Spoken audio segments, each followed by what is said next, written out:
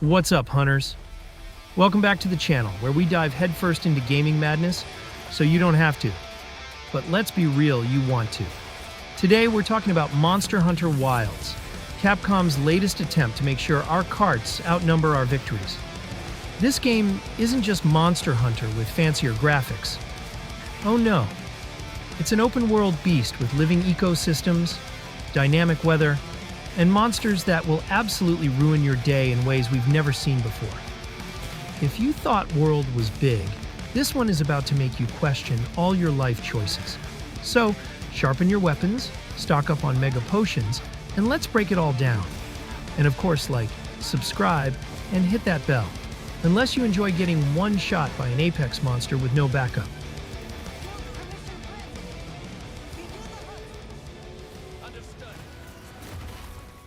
Capcom looked at past Monster Hunter maps and said, what if we made them all one big death trap? Enter the Forbidden Lands, a massive, unpredictable environment where the weather hates you, the monsters are jerks, and even the small creatures might be plotting against you. One minute, you're tracking a monster under clear blue skies, feeling like an apex predator. The next, a sandstorm rolls in, visibility drops to zero, and suddenly you're the prey.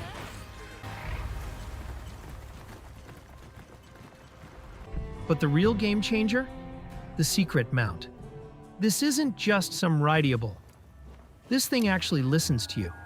You can ride into battle, chase down fleeing monsters, and even swap weapons without dismounting. That means no more awkwardly standing still while rummaging through your inventory like a clueless newbie.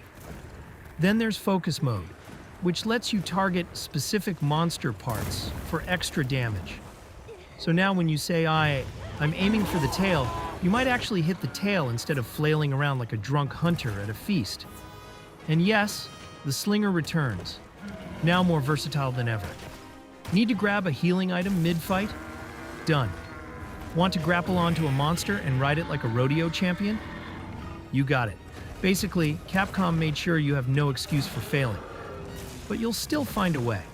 For solo players, good news. Capcom has introduced AI support hunters, meaning you won't be suffering alone anymore. These AI companions actually set traps, attack monsters, and even heal you, which, let's be honest, is more than we can say for some of our real teammates. But if you prefer multiplayer chaos, 4-player co-op is back, along with seamless drop-in, drop-out gameplay. And yes, the SOS flare system returns, because, let's face it, you'll probably need a random pro hunter to save your hide at least once per hunt. Usually, Monster Hunter stories are just, a big scary thing is causing problems. Go punch it. But this time, Capcom actually gave us a mystery. Why are monsters migrating? What's happening in the Forbidden Lands? Why do I keep getting one shot by this random apex creature? Okay, maybe that last one is just a skill issue. But still, there's lore this time. Oh, and if you're new to the series, don't worry.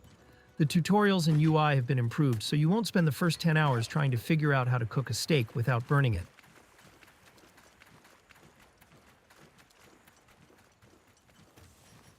That's right, in Wilds, the weather isn't just for aesthetics. It actually affects your hunt. Rain might slow a monster down, or a lightning storm could turn an already terrifying enemy into a literal thunder god. And let's talk about the monster interactions. These creatures aren't just mindless targets anymore.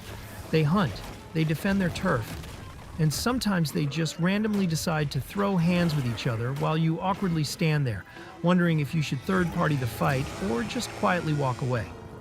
Capcom has taken every weapon, polished them to perfection, and then added new combos, finishers, and mechanics so you can die in even more creative ways.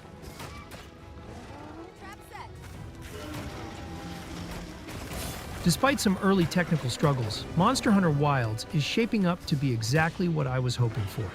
A game that builds on the strengths of both World and Rise, while pushing the series forward in meaningful ways.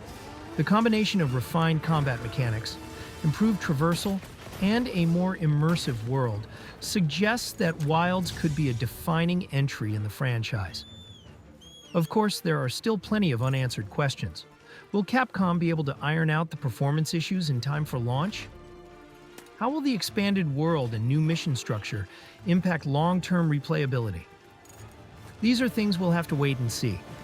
But based on my initial impressions, I'm more excited than ever to dive into the full game when it releases in 2025. For more updates on Monster Hunter Wilds, be sure to check out the latest trailers and stay tuned for future breakdowns right here on the channel.